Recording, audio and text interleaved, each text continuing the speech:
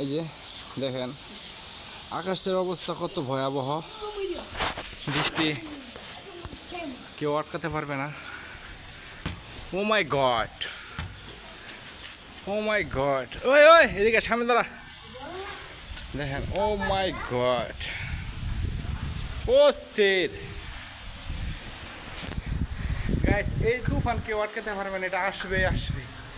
প্রচুর বাতাস বইতেছে, আপনাদের সুবিধার্থে আমি ছাদের উপরে উঠছি, উঠে ভালোভাবে আপনাদেরকে দেখানোর চেষ্টা করছি যে আমি দেখেন তুফান হইতেছে কি হইব না এটাই দেখেন।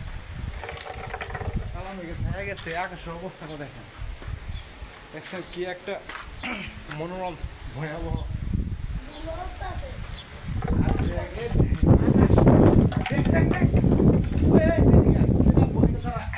কই যাস?